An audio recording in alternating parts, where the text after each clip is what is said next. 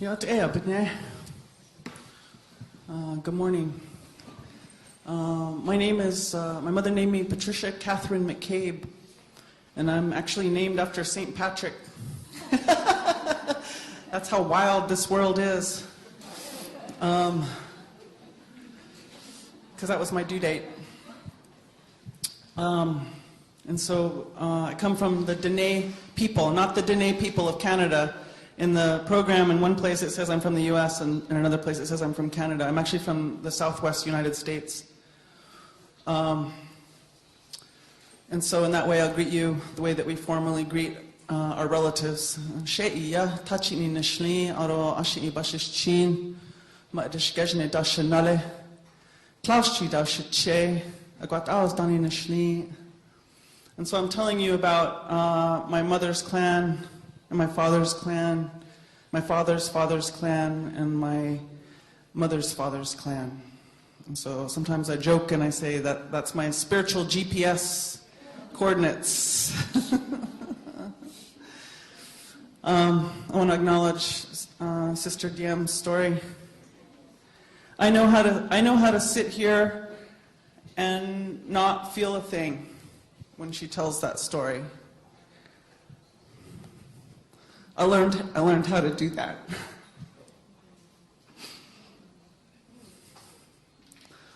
But I'm unlearning that. So I let myself shed a tear. That's a gift.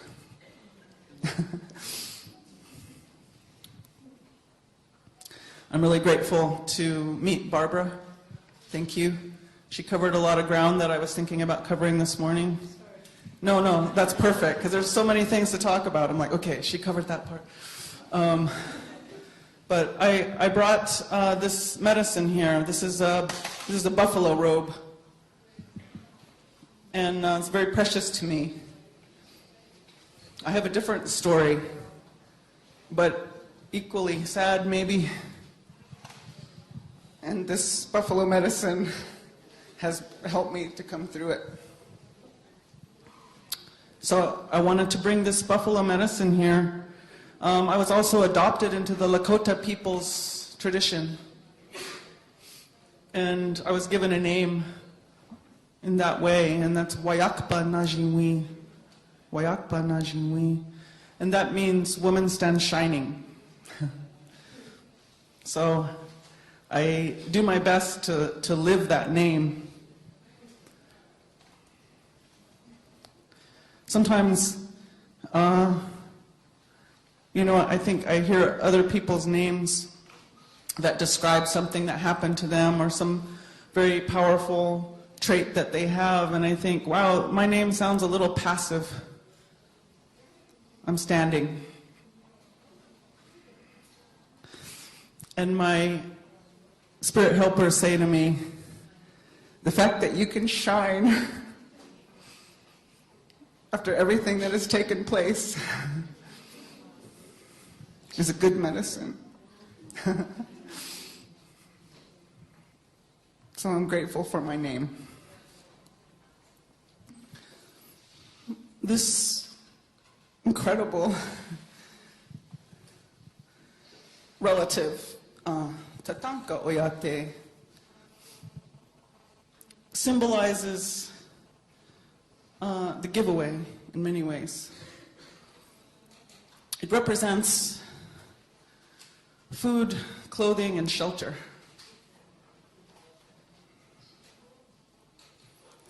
And we say that the buffalo actually knows that it's going to give itself to us. And the buffalo gives itself to us very willingly. There is such a profound understanding of love and reciprocity represented by this beautiful being. This beautiful being also represents being able to be a human being in this material world with all of its needs, but to conduct yourself with a spiritual understanding. And so this buffalo has been a great teacher to me.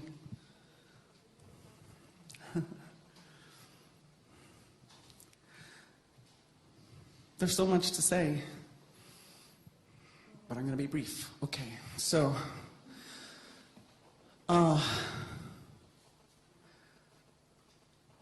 if we look outside here, we can see our standing nation relatives. They're listening, and they're wondering if we're going to get it. Are they going to get it? With all of them together, they're going to start getting it. I think that's what maybe they're thinking.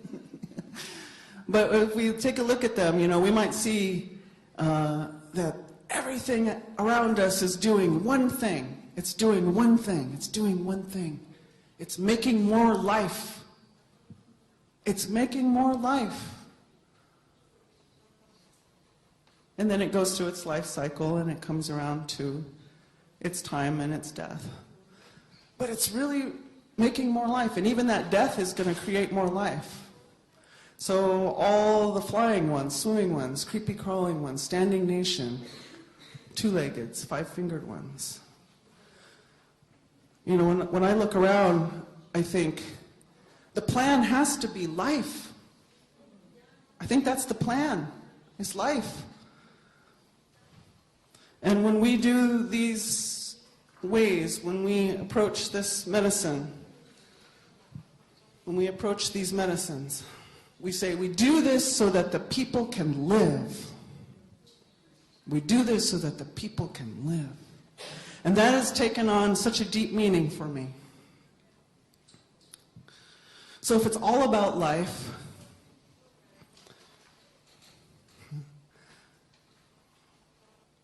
why is it that the five-fingered one's collective presence is moving in such an opposite direction?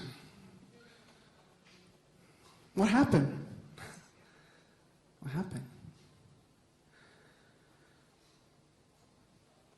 I believe that, you know, in the Lakota perspective, we talk about the hoop of life.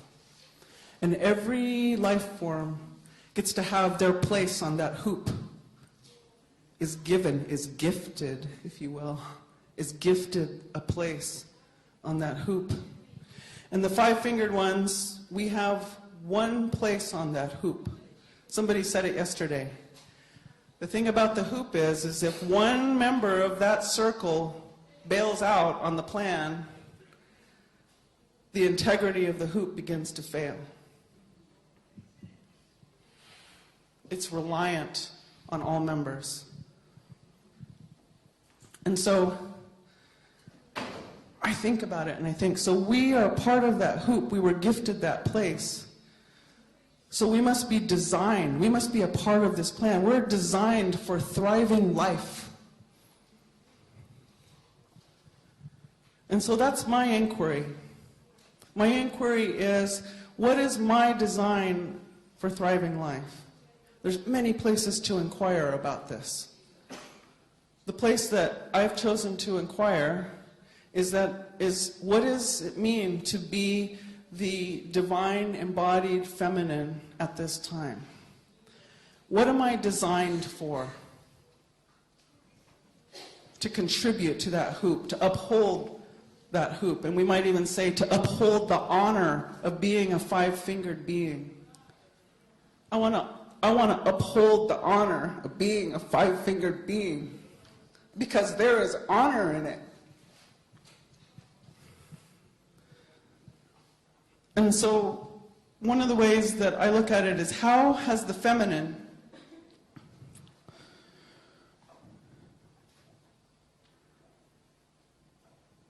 been taken away from that ability? In what ways am I upholding that? In what ways have I lost it?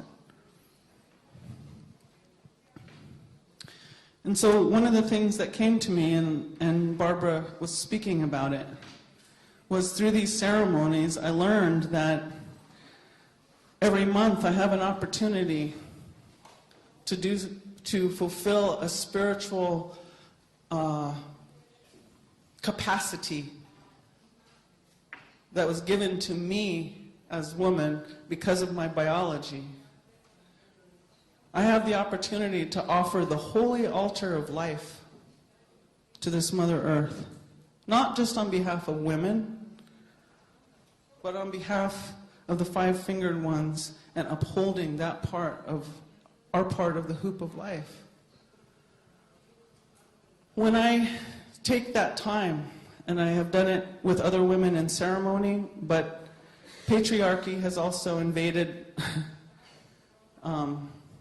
Native communities and even Native ceremonies in many ways. The church and I don't really even like the word patriarchy. Let's just say the part of our community that doesn't understand that the plan is thriving life, and that falls in all categories. You know, they made me misunderstand what my role was, because they understood that I needed to be someplace where they weren't during that time when I was bleeding, but they didn't tell me where I was supposed to be.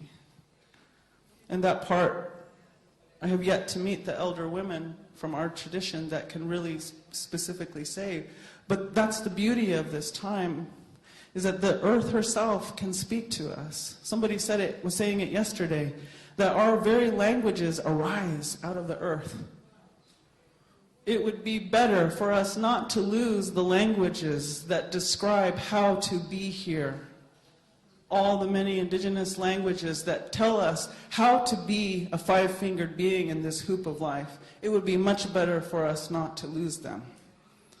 We should not have to reinvent the wheel as humanity. But they do arise from place and from being in relationship with place. So what I wanted to say was that I found that when I make my offering to this Mother Earth as a woman, she begins to inform me. There's an exchange that takes place. I'm offering her, as Barbara said, the spilling of blood that only affirms life. It's not life-taking, it's life-affirming. I can do that. I can give that to her. And when I spend that time with her and I do that, she in return gives me nurturing, nourishment, instruction about how to be here. I think that the fact that when women live in community and they all begin to have their cycles at the same time, I think that's a very big clue for us about design. So imagine whole communities where all the women of that age are in that process.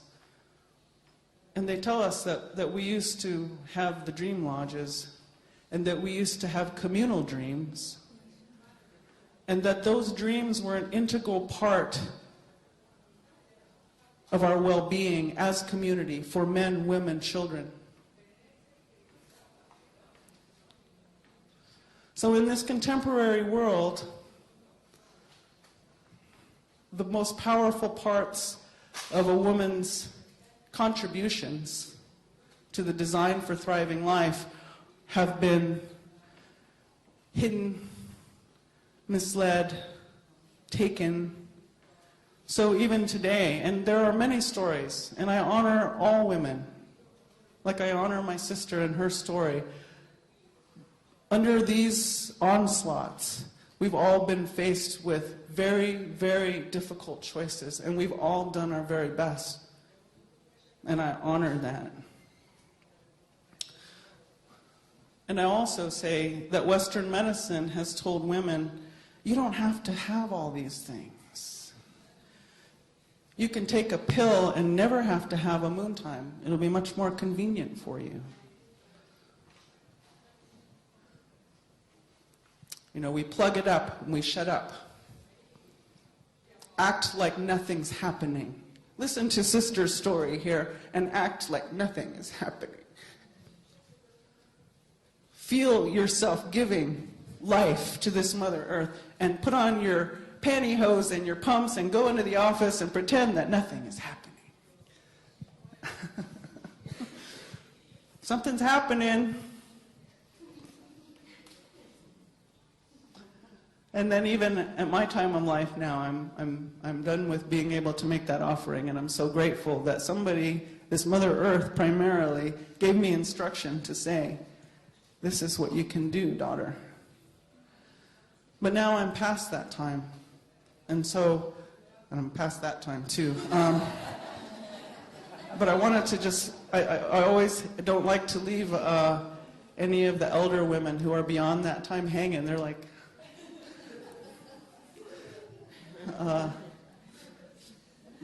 what I was told about this time of being beyond the moon time, being beyond that offering time, one, they always say, what should we do now?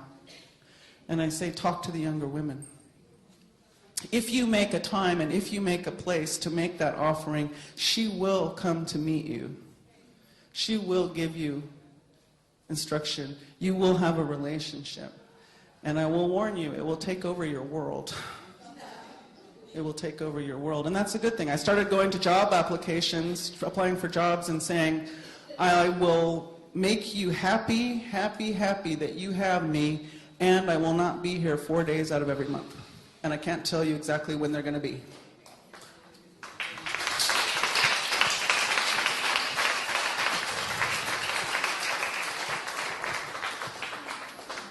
And I got the job. It'll change your life. But when I got beyond that, what I was told about this time of my life, and I'll end with this, is I was told that now I am in labor again. I have 5 children. I gave birth to 3 of them. And I was told, this time you're going to birth yourself. And it is necessarily sometimes difficult. And sometimes you get sweaty.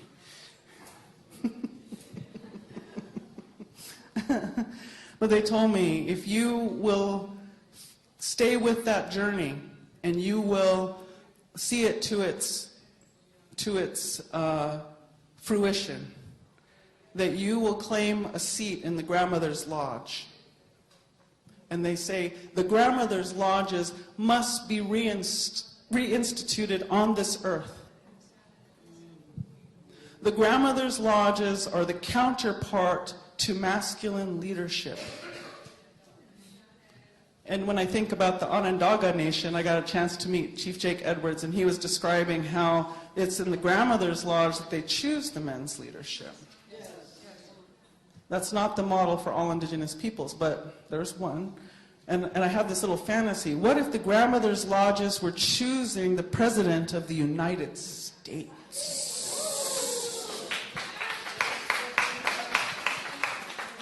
Can you feel that for a minute?